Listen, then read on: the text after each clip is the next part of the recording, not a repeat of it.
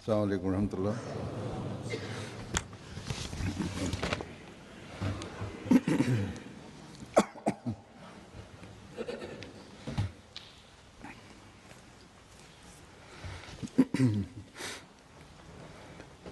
أشهد أن لا إله إلا الله وحده لا شريك له وأشهد أن محمدا عبده ورسوله أما بعد فأعوذ بالله من الشيطان الرجيم بسم الله الرحمن الرحيم الحمد لله رب العالمين الرحمن الرحيم مالك يوم الدين إياك نعبد وإياك نستعين اهدنا الصراط المستقيم صراط الذين أنعمت عليهم غير المغضوب عليهم ولا الضالين إن الله مع الذين اتقوا والذين هم محسنون. इस आयत का तर्जुमा है Ayetin meali şöyledir: şüphesiz Allah takvayı benimseyenlerle birliktedir ve ihsan edenlerle birliktedir.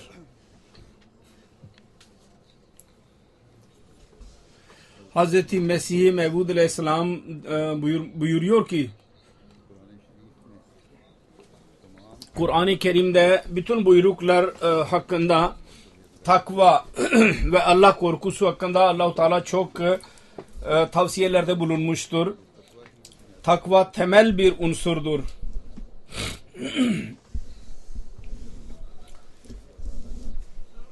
İnsanı Allah'a yaklaştırır takva. Bu demin okuduğum ayeti kerimede herkes bunu duymuştur, onun mealini de beyan ettim. Allah-u Teala der ki İnnallâhe ma'allezînettekav, şüphesiz Allah takvayı benimseyenler ile birlikte olur. İlk olarak beyan edilen söz şudur: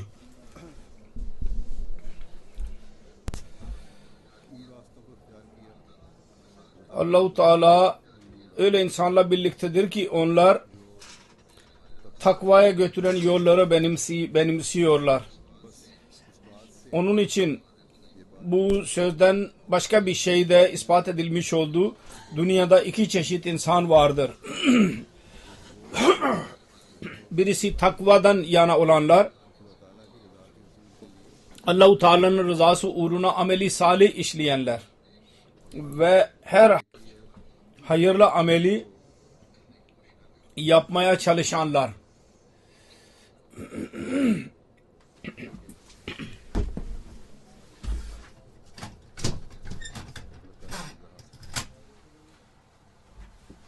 Ki Allah-u Teala'nın rızasını elde etsinler. Allah-u Teala'ya yaklaşsınlar. İkincisi, öyle insanlar ki tabii ki bazı hayırlı işler dahi yaparlar, ancak Allah-u Teala onların gözlerinin önünde olmaz. Onlar her iş yaparken düşünmezler ki Allah-u Teala daima bizi görmektedir. Bunu düşünmezler. Bu ikinci kısmında öyle insanlar dahi bunun kapsamındadır ki onlar Allah'a inanırlar yahut en azından şuna inanırlar ki bir tek Allah vardır. O da yer ile gökleri yaratandır. Fakat bir iş yaptıkları zaman, bir amel yaptıkları zaman Allah-u Teala'nın rızası onların gözlerinin önünde olmaz. Bir hayırlı amel yapmadılarsa gayesi Allah-u Teala'yı razı etmek olmaz. İkincisi baştan Allah'a hiç inanmayan insanlar, Allah-u Teala'nın var oluşuna dahi inanmayanlar, Allah-u Teala'nın vücudunu, var oluşunu inkar edenler, bu her iki çeşit insanlarla birlikte Allah-u Teala der ki ben onlar ile birlikte değilim. Ben ilk sınıfta beyan edilen insanlarla birlikte olurum. Yani takvadan yana olanlar ile birlikte olurum. Ancak Allah-u Teala'nın Rab oluş sıfatı takva yolları üzerinde yürümeyenlere dahi bazı nimetler verir. Bir muttakiye o nimetleri verdiği gibi Allah-u Teala onlara da aynı nimetleri aynı şekilde verir. Fakat bu yalnız maddi eşyalardır. Mesela güneş, hava, rüzgar, güneşin aydınlığı, rüzgar. Bir muttaki dahi bunlardan feyiz bulur. Bir dinsizin, ateistin bundan feyiz bulduğu gibi. Yahut da başka maddi şeyler vardır. Mesela fen bilgisiyle yeni bazı tecrübeler vardır. Yeni icatlar vardır. Bunlar için dimağı kullandıktan sonra onlardan elde edilen neticelerden bir ateist dahi aynı şekilde bir muttakinin elde ettiği neticeye o da varacaktır. Mesela tarla sürmek için bir çaba vardır çiftçinin. Bir ateist dahi bundan istifade eder ve takva sahibi dahi.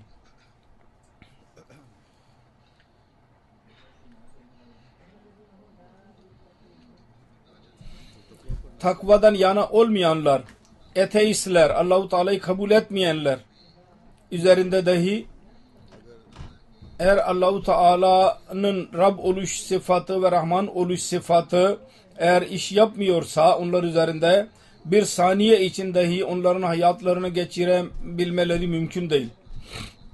Onun için her kimi Allah-u Teala bu dünyada yarattıysa onun için hem hayır hem de kötü iki yol onun önüne koymuştur. Ve her iki çeşit amel edenlere müşterik olarak bazı nimetleri ihsan etmiştir. Kısacası burada şu bellidir ki Yüce Rabbimiz kudret yasasını bir tutar herkes için. Ancak burada şunu da beyan etmeliyim. Allah-u Teala kudretin tecellisini göstermek için bir çeşit durumda bazen bir mümin muttakinin çabasına daha fazla meyve verir. Zahirde birbirine benzeyen mesela tarla vardır. Dualar neticesinde oradaki tahıl, mahsul fazla olur takva sahibinin. Hz. Müslim Mevud radıyallahu anh Pakistan'ın Sind eyaletinde bazı tarlaları satın almıştı ve orada gözetleyici olarak bazı kimseleri gönderdi. Onlar arasında bir tanesi Hazreti Mevlana Kudretullah Sinori idi. Bir defa daha önce de beyan ettim. Bir defa Hz. Müslim Mevud radıyallahu anh oraya gitti bir tur için görüyordu. Hazreti Mevli Bey'e sordu. O eshablardan idi. Mesih Muhammed Aleyhisselatü Vesselam'ın eshablarından. Aşağı yukarı ne kadar mahsul olacak? O bir tahmin beyan etti. Hazreti Mirza Beşir Ahmed radıyallahu anh onunla birlikteydi. Onların düşüncesine göre bu doğru değildi. Dard Bey ve Hazreti Mirza Beşir Ahmet konuşmaya başladılar. Mevlana sahip fazla beyan ediyor. Hazreti Mevlana sahip onun sözlerini dinledi. Miyan sahip dedi, benim tahminim inşallah Teala en az bu kadar mutlaka olacak mahsul. Çünkü ben bu tarlanın her dört köşesinde nafile namaz kıldım.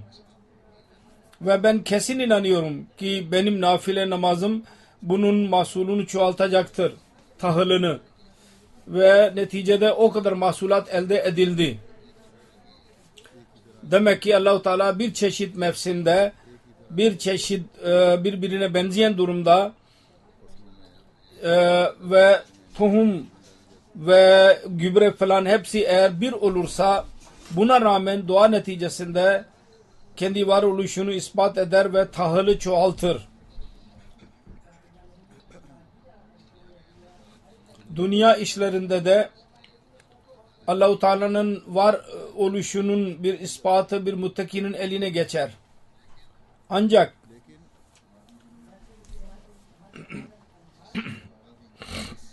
bu maddi dünya dışında Yüce Allah'a inanan ve ona tam olarak inanan, iman eden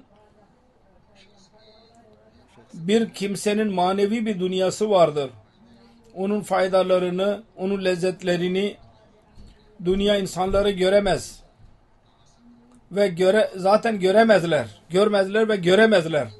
Onların düşünceleri, takvadan yana olanların düşüncesi çok yüksek olur. Onlar bu dünyadan gittik ileriye düşünürler. Gaybe inanırlar. Ahirete inanırlar.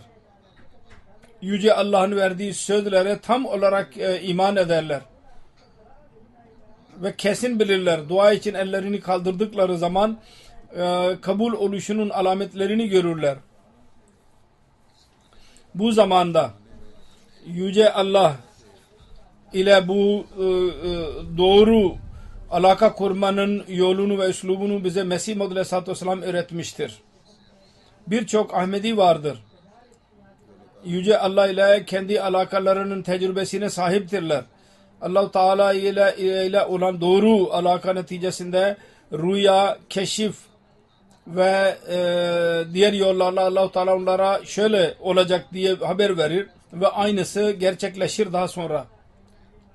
Sonra Allah-u Teala'nın birlikte oluşunun bir manası daha vardır. Allah-u Teala öldükten sonra bazı mükafatlar verileceğini bahsetmiştir. Onlar mutlaka tamamlanacak. Allah-u Teala der ki, eğer insan takvadan yana olursa bu dünyanın mükafatlarını da elde edeceksiniz ve ahiretin mükafatlarını da elde edeceksiniz. Demek ki muttaki Allah-u Teala'nın rızası uğruna bir amel yaptığı zaman hem dünya ve hem ahiretin güzelliklerini ele geçirir. Bu Allah-u Teala'nın verdiği sözdür. Daha önce de söylediğim gibi Allah-u Teala'nın rızası uğruna ameli salih işleyenler muttakidirler. Bu çok önemli bir şeydir. Öyle ameller ki, öyle amel yapanlar, salih amel işleyenler ki onlar Allah-u Teala'nın rızası uğruna bunları yaparlar. Takvadan yana olanlar bunlardır. Diğer insanlar dahi hayırlı işlerde bulunurlar ama Allah rızası için değil. Allah-u Teala'nın rızasını elde etmek için yapmazlar o işleri. Vaat edilen Mesih Aleyhisselam muttaki takva sahibinin bir tanımını yapmıştır. Ona göre her büyük ve küçük günahdan korunma gereklidir. Ve yalnız kötülüklerden uzak durmakla kalmayıp hayırda ve güzel ahlakta ilerlemek gereklidir. Ve daha sonra Allah-u Teala ile doğru bir vefa göstermeliyiz ona. Bunlar olursa o zaman bir insan muttaki takva sahibi sayılacak. Allah-u Teala ile olan gerçek vefa nedir? Bu ki onun ibadetin hakkını verilmeye çalışırsın ve mümkün olduğu kadar Allah-u Teala'nın buyruklarına amel etmek için bütün çabaları yerine getirilsin. Durum bu olursa Ondan sonra Allah-u Teala aynı ayette takvadan sonraki durumdan bahsetmiştir. وَالَّذ۪ينَ هُمْ مُحْسِنُونَ. Muhsin demek birisine mükafat vermek. Onun çabası olmadan ona mükafata bulunmak. Böyle bahşedenler muhsin olarak sayılırlar. Yahut birisine iyi muamele yapmak. Sonra muhsin bir insanın kendi işinde kemale ulaşmak demektir. Kendi işinin geniş bilgisine sahip olması ve her amel duruma göre en güzel olsun. Onu yapan muhsin demek ki iki çeşit insan vardır. Birisi diğer insanların sancısını duyarak onların hizmeti için daima hazır bulunurlar. Birisi hangi din ve mezhepten olursun, kim hangi dindendir, onun hizmetini yaparlar. Biz insanlığa hizmet edelim diye çaba sarf ederler. Sonra şu ki zaman gelince başkasına yardım ederek onun hizmetine öyle bir duruma iletişirler ki mümkün olduğu kadar ona diğer insan için rahat verirler o insana. Onun için her Ahmedi'nin görevidir. Bu his ile biz insan oğluna hizmet etmeliyiz. Ve Allah-u Teala'nın lütfuyla bu his ile Ahmediler birçok Ahmedi hizmet etmektedirler. İş yaparlar. Şüphesiz tabii ki onlar mümin olurlar elbette. Ancak muhsin olurlar ancak ihsanı kalkmazlar başlarına. Muhsin bir insanına ihsan ederek ondan sonra başına kakana denmez. Eğer başına kakarsa takva ve güzel ahlakı göstermemiştir demektir. Demek ki takva ancak şudur ki ihsan ettikten sonra ihsan edilenin başına kakılmasın. Bir örnek vereyim. Bizim mühendislerimiz vardır. Gençler volunteers gönüllü olarak doktorlar vardır yahut mühendisler vardır yahut diğer şubelerle alakalı olan Afrika'da mesela birçok projede çalışmak için oraya giderler. Yerdeki mahrum fakir insanlara su içmek için, onlara su temenni etmek için pompa ve diğer elektrik onlara temin etmeye çalışırlar. Onlar için okul hazırlarlar ki onlar tahsil görebilsinler. Klinik ve hastaneler açmaktadırlar ki sağlık onlara nasip olsun ve böylece kolaylık olsun ve onların eziyetleri yok edilsin. Sonra bizim doktorlarımız ve hocalarımız senelerce orada kalarak hizmet ederler. Kötü durumda dahi bazı yerlerde elektrik yok, su dahi yoktur. Oraya gidip orada kalırlar hizmet hissiyle. Muhsinler arasında sayılmak için oraya gidip orada çalışırlar. İşte bu hizmettir ve hayırlı ameldir ki bir karşılık beklemek için olmaz. Haliseten Allah-u Teala'nın takvasını insanın kalbinde bunu bulundurarak insana hizmet etmek için olur. Aynı şekilde dünyanın değişik ülkelerinde kasırgalar ve zelzeleler, depremler olurlar. Orada dahi bizim doktorlar ve diğer gönüllüler oraya giderler ve orada hizmet ederler. Ve hiçbir hırs için oraya gitmezler. Haliseten Allah-u Teala'nın rızası uğruna oraya giderler. Birçok insan vardır. Fakat onların gözlerinin önünde Allah'ın rızası olmaz. Onun için hizmet edenler hayırlı amel yapanlar, muamele yapanlar, kendi bilgileriyle ve amelleriyle diğer insanlara hizmet eden insanlar ve yalnız Allah-u Teala'nın rızası uğruna bunu yapanlar aslında bunlardır takva sahibi olan ve muhsin olan. Daha önce de bir hutbede söylemiş bulunuyorum. Ahmedi mühendisler Burkina Faso'da bir örnek bir köy hazırladılar. Orada elektrik ve su vardır. Yollar üzerinde de ışık vardı, ışıklandırma. Yerel ihtiyacını gideren, orada aynı şekilde küçük greenhouse vardır. Orada sebzeler yetiştirilirler ve onların ihtiyaçlarını giderirler. Sonra onlara su temin etmek ve su pompası vesaire değişik köylerde bizim Ahmedi gençlerimiz oraya gidip bunu temin ederler.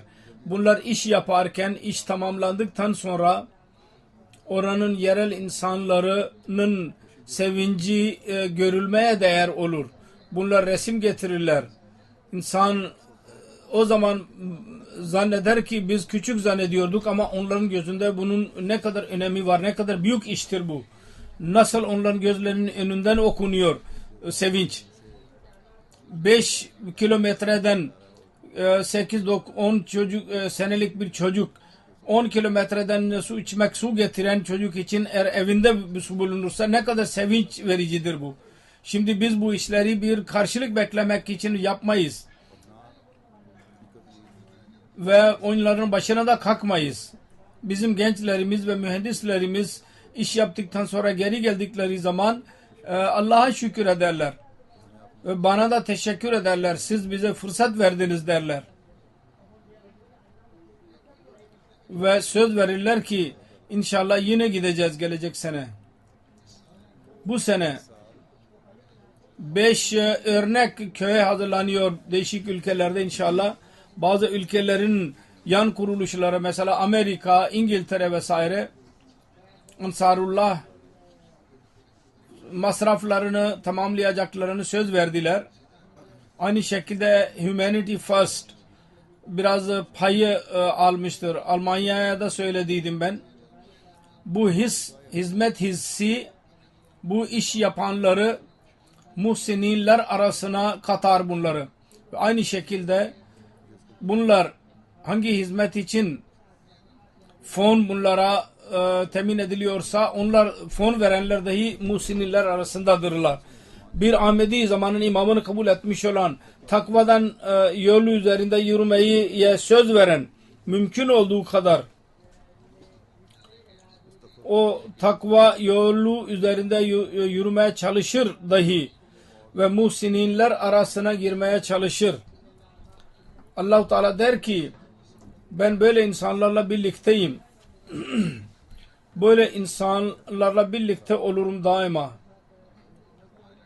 Bizim çocuklarımız söylediğim gibi bu iş yaptıktan sonra geri gelirler. Onlar kendileri dahi beyan ederler.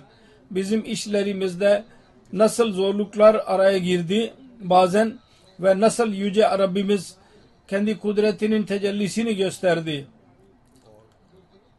Ve bilinmeyen yollarla hissedilmeyecek derecede Allah-u Teala onlara meselelerimizi halletti. Böylece Yüce Allah-u Teala'nın var oluşuna bizim inancımız daha da arttı. Söylediğim gibi aynı şekilde muhsinler bu demektir. Hem kendilerine dahi aldırış etmek ve bilgi insanın kendi bilgisini de kemale ulaştırmaya çalışması.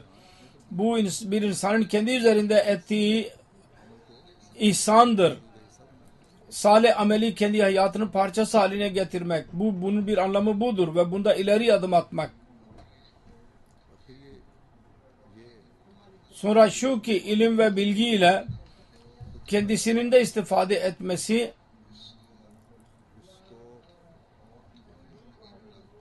hayatına uygulaması onu ve diğer insanlara da fayda sağlaması.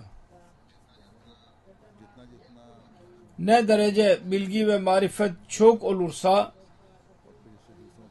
ve ondan diğer insanlara fayda vermeye çalışılırsa, o zaman muhsinler arasına girmek için başka bir miraç insana nasip olur. Yeni bir yol önüne çıkar. O da daha fazla manevi ve ilerlemeye götürür o insanı ve bu manevi ilerleme, ruhani ilerleme olunca Allah-u Teala'nın birlikte oluşunun manzaraları dahi seyredilir. Yüce Allah ile yakınlık nasip olur insana. Onun sıfatlarının idrakı nasip olur insana. Ve daha sonra takvada dahi ileri adım atılır. Sanki bir daire vardır. Hayırın etrafında dolaşır ve takvanın en yüce mertebesine götürür ve Allah-u Teala'ya yaklaştırır ve Allah-u Teala tarafından yine insana güç verilir ve yine fazla insan hayır yapar. Allah-u Teala'nın verdiği güç ile ve bunun neticesinde yine kul hakkı ve Allah hakkı vermenin irfanı nasip olur kendisine. Onun için bu sözlerle muhsin olmak bu demektir ki bir insanı Allah-u Teala muhsin yapar. Başına kakan olmazlar onlar. Diğer insanlar için fedakarlık yaparak kendileri üzerinde şiddeti uygularlar ve kendi haklarını terk ederler. Sonra şöyle bir usula tabi olurlar. Kendi hakkı almaya çalışmayın. Diğer insanların hakkını vermeye çalışın. Ben birçok insanın önünde maddi insanlar benimle görüşürler, İslamiyet'e itiraz ederler yahut İslamiyet'in talimatından fazla bilgiye sahip olmayanlar, onların önünde bunu dahi koyuyorum. Dünyalı insanların bütün şiddeti şunun üzerindedir ki bizim haklarımızı verin. Ve kendi hakkının bir üstün bir seviyesini ileri sürerek onu elde etmek için her çabaya başvururlar. Ve bunun neticesinde ne hak isteyen adaletten yana olur, ne de hak veren insaftan yana olur ve takvadan yana olursun. Müslümanlar ve gayrimüslim hepsi bunun kapsamındadır. Ve neticede fesat söz konusu olur. Buna mukabil İslam Müslümanların şu talimata tabi olmaya çalışır ve bu talimat verir. Eğer amel ederlerse ne kadar fesat varsa hükümetlerde ve ülkelerde, Müslüman ülkelerde en azından hiç olmaz onlar. Şöyle bir talimat ileri sürer. Diğer insanların hakkını verin. Bundan önce ki başkası sizden hakkını istesin, siz onun hakkını verin. Hatta ona ihsan ederek insanların değerlerini korumak için muhsinler arasına sayılınız.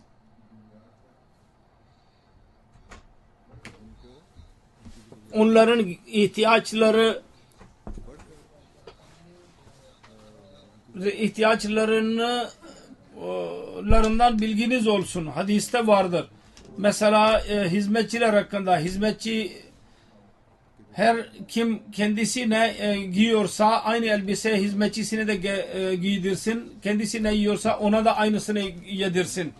Eğer biz bunu dünyadaki geniş durumda bakılırsa hiçbir ülkenin amme insanları aç kalamazlar. Onların hak asla yenemez.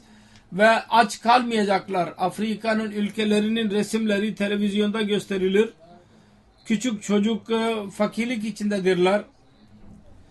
Birçok besin yokluğu neticesinde ölüme yaklaşmışlardır.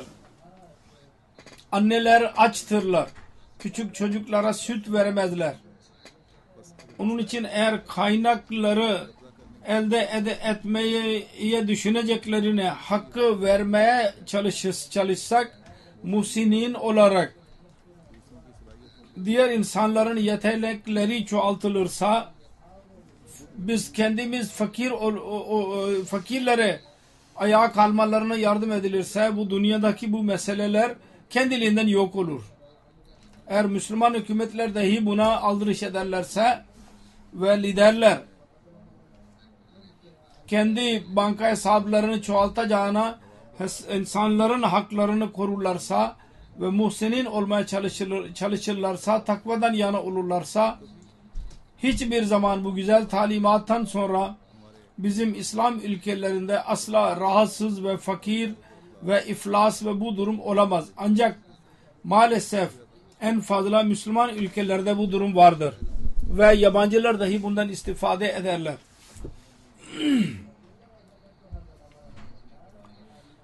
Ben her ne zaman bunu insanların önünde beyan ettiysem, eğer durum böyle olursa, siz dahi insaftan yana olursanız, bu dünyada var olan meseleler kendiliğinden yok olup gidecek. Bunun üzerine derler ki asıl budur ve İslamiyet'in bu talimatı ne kadar güzeldir. Ancak kendi meclislerine geri gittikleri zaman kişisel çıkarları araya girer. Yani ülke ve kavimlerinin faydaları birbirleriyle çekişmeye başlarlar. Ülkenin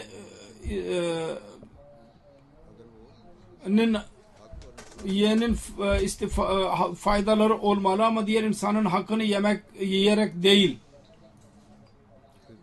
Tabii ki onlar elde edilmeli.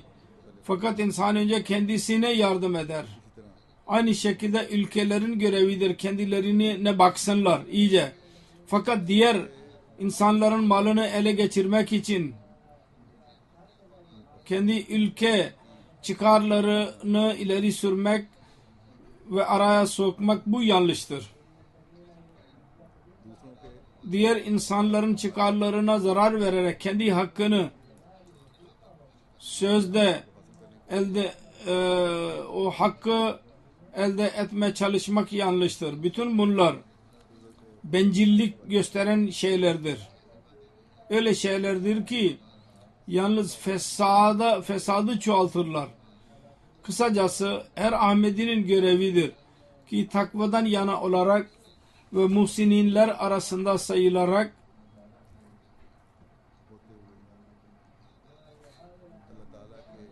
Allah-u Teala'ya yaklaşmanın manzaralarını görsün ve Allah-u Teala ile birlikte olmaya çalışsın.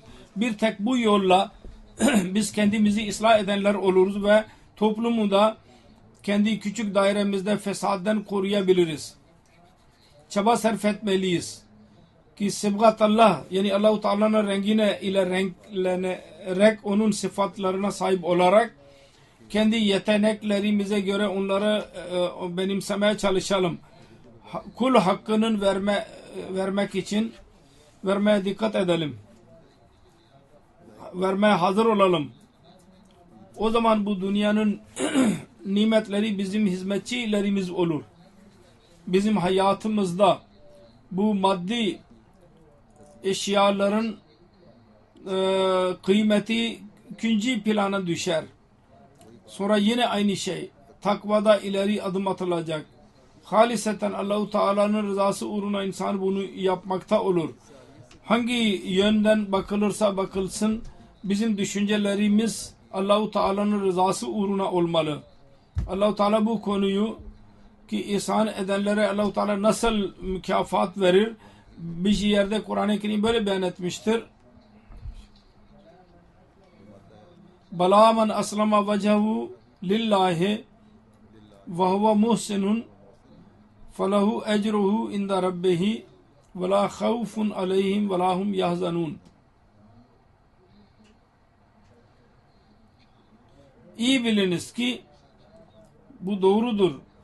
Her kim kendisini Allah-u Teala'ya havale ederse ve ihsan eden olursa onun mükafatı Allah katındadır. Ve bunlar bu gibi insanlara bir korku olmayacak ve onlar üzülmeyecekler.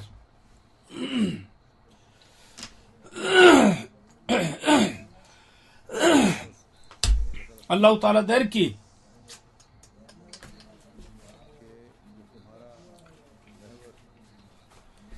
benim zatım sizin hedefiniz olursa, merkez ben olursam, benim etrafımda dolaşırsanız, benim rızamı elde etmeye çalışırsanız, külliyeten bir mümin, takva sahibi bir kimse kendisini Allah-u Teala'ya havale ederse, Allah-u Teala ondan sonra ona kefil olur. Bizzat onun bütün üzüntüleri yok olur. Onun bütün üzüntüleri ve korkuları anlamsız kalır.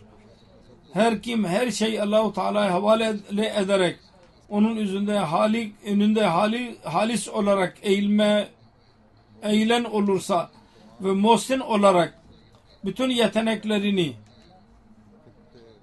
insan hizmeti için ve halk hizmeti için sarf ederse, böyle birisinin ne üzüntüsü olabilir?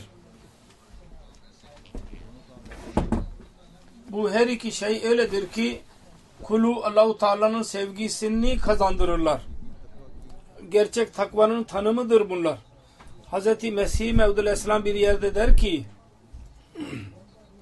muttaki olmak için gereklidir ki küçük şeyler, mesela zina, hırsızlık, kibir ve diğer kötü işlerde, kötü ahlaklardan korunarak ona mukabil ahlak-ı fazlada ileri adım atsın.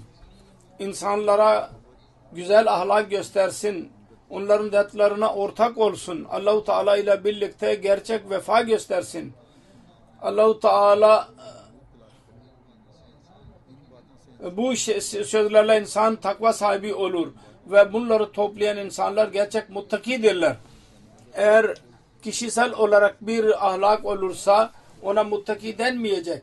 Hepsi güzel ahlak kendisinde bulunmadıkça ve böyle bir insan için la havfun aleyhim ve lahum yahzanun buyurulmuştur. Ve ondan sonra başka ne isterler ki? Böyle insanlara Allah-u Teala mütevelli olur. Kefil olur. Ve huve yetevella salihin buyurduğu gibi.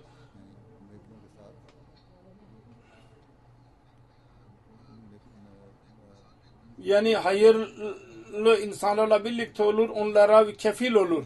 Hadis-i şerifte vardır. Allah-u Teala onların eli olurlar ki onunla yakalarlar. Gözleri olurlar ki onunla görürler. Kulakları olur ki onunla işitirler. Ayakları olur ki onunla yürürler. Ve başka bir hadis vardır.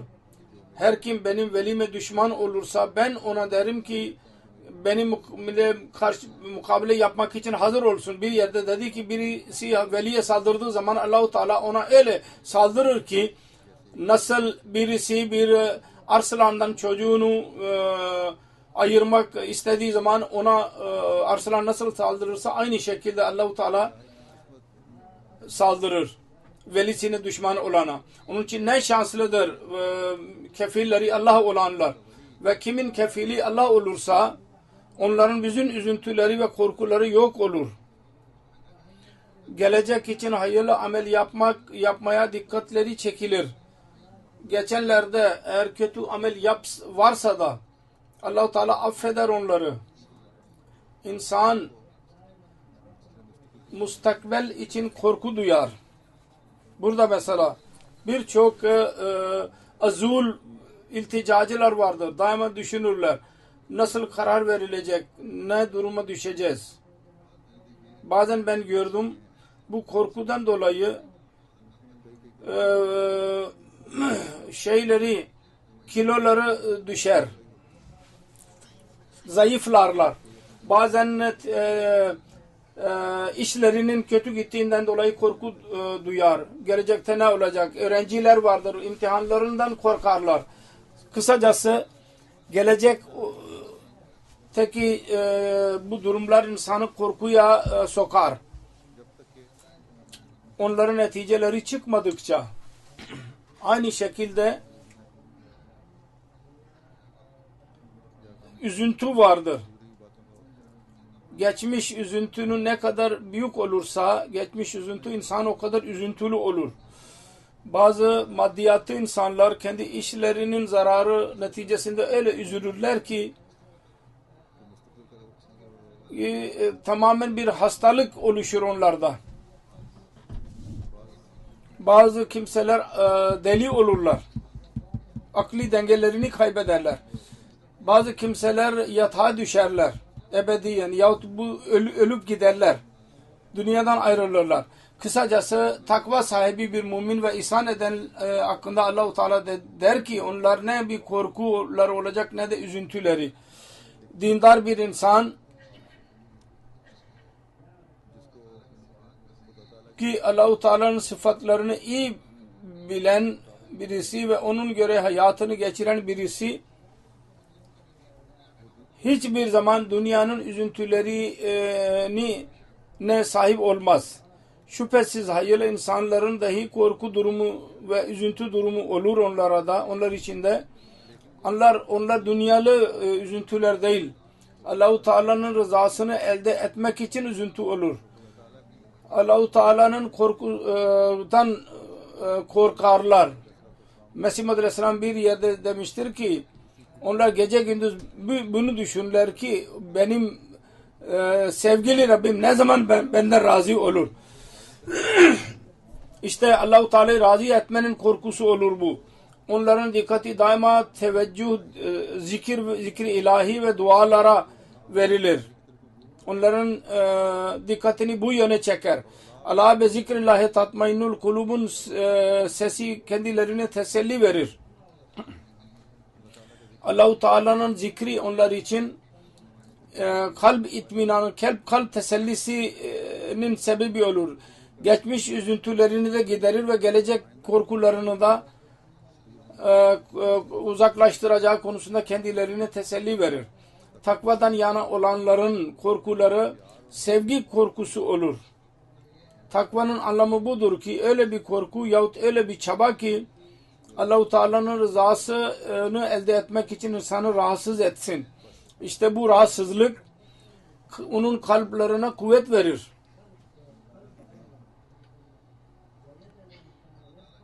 Allah-u Teala'nın rızasını elde eden haline getirir onu. Bir maddi bir insanın huzursuzluğu buna mukabil kalbini ne saldırır. Onun kalbine saldıran olur. Allah-u Teala'nın takvasını elde eden muhsinler arasında sayılan kul hakkı ve Allah hakkıya dikkat eden ve kendi amellerini yok eden olur. Ve sonra Allah-u Teala'nın lütuflarını elde eder.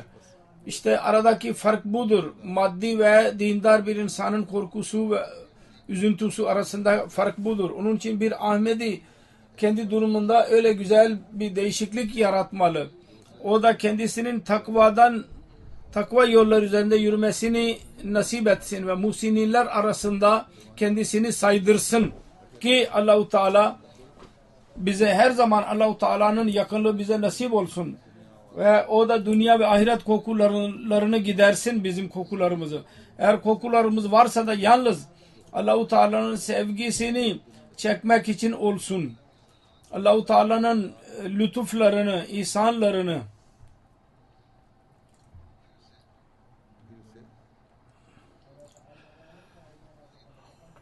yine çoğalacak. Allah-u Teala'nın sevgisinin üstün seviyesine çalışan olursak o zaman Allah-u Teala bizimle birlikte olacak. Ve söylediğim gibi Allah-u Teala'nın lütufları daha da çoğalacak. Allah-u Teala görecek benim kulum muhsin olmaktadır. Benim zatım için benim sıfatlarımı benimsemektedir. O zaman ben neden ona lütuf yağmuru yağdırmayayım bunun üzerine? Allah-u Teala bir kat çoğaltarak verendir. Allah-u Teala'nın lütufları yağdığı zaman dünyanın üzüntüleri yok olmakla kalmayıp onun Allah-u Teala'nın minnetleri, ihsanları ve mükafatlarını koruyabilmemiz zor olur. Bir müminin gerçek takvaya dikkatini çekerek Mesih Aleyhisselatü Vesselam diyor ki Gerçek takva ile birlikte cahillik bir yerde bulunmaz. Gerçek takva kendisiyle birlikte bir nur bulundurur. Allahu Celle Şanuhu söyler ki ya eyyühellezine amenu in tattakullaha yecel lekum furkanen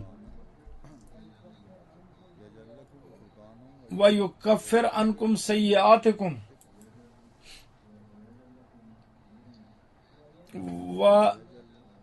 ve yecel lekum nuran tamşuna bihi. İman sahibi kimseler, iman edenler, eğer takva sahibi olanlardan olursanız ve Allah için takvayı benimserseniz ve buna bağlı kalırsanız Allah-u Teala sizinle diyen düşmanlarınız aslında fark yaratacak. Size bir nur bahşedilecek. O nur ile birlikte siz Allah yolunda yürürsünüz.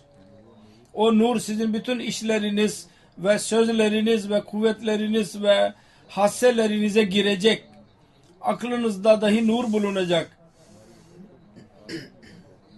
Gözlerinizde dahi nur olacak. Kulaklarınızda, dillerinizde ve sözlerinizde ve her hareketinizde ve duruşunuzda bir nur olacak. Yürüdüğünüz yollar aydınlanacak. Sizin yollarınız, sizin kuvvetlerinizin yolları, sizin hassenin yolları ne kadar varsa hepsi nur ile dolacak. Ve siz nur içinde yürürsünüz. Kısacası bu durumda Allah-u Teala'nın durumu bu duruma gelmeye çalışırsa ondan sonra onun muhalifleri dahi Allah-u Teala onları dahi yakalar. Allah-u Teala'ya dua ediyorum. Biz bu yüksek mertebeye ulaşalım. Biz feyiz bulanlarda bulalım, insanlara feyiz verenlerde olalım ve muhaliflerden de korunalım.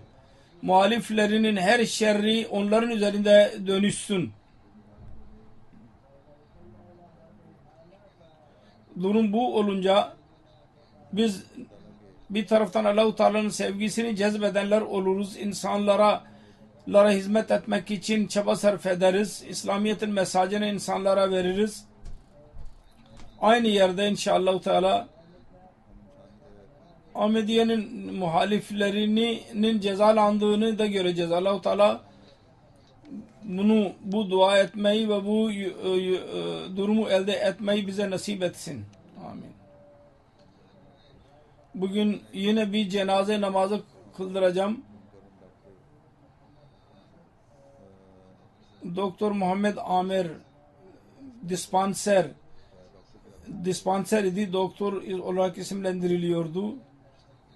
Beluçistan'dan idi. 1 Aralık klinikte birisi içeri girerek kendisini öldürerek şehit etti. Çünkü orada cemaat yoktu. Biz geç bu haber aldık. Ve onun karısı dahi orada çalışıyordu Harnai'de, hastanede. Kaidabad cemaatine girdiydi. Ailesinde tek Ahmediydi. Ve öyle bir kuruluşla alakası vardı ki onlar Pakistan'da şiddeti sürüklerler ve onlar bir insanın Ahmediye cemaatine girmesine tahammül edemezler. Bu da sebep olabilir bir tane. Bu aile Muzaffergard'da yaşıyordu. 1994 senesinde biat ettiler. 98 senesinde Ahmedi oldu. 2 çocuk vardı.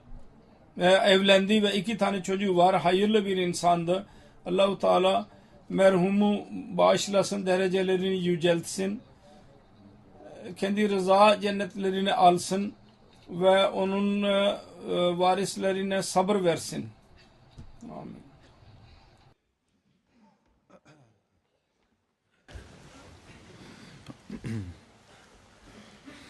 Elhamdülillah nahmeduhu ve nesta'inuhu ve nestağfiruhu ve nu'minu bihi ve netevekkalu aleyh ve na'udzu billahi min şururi enfusina ومن سيئات أعمالنا من يهده الله فلا مضل له ومن يضلل فلا هادي له ونشهد أن لا إله إلا الله ونشهد أن محمدا عبده ورسوله عباد الله رحمكم الله إن الله يأمر بالعدل والإحسان وإيتاء ذي القربى وينهى عن الفحشاء والمنكر والبغي يعظكم لعلكم تذكرون اذكروا الله يذكركم وادعوه يستجب لكم ولذكر الله أكبر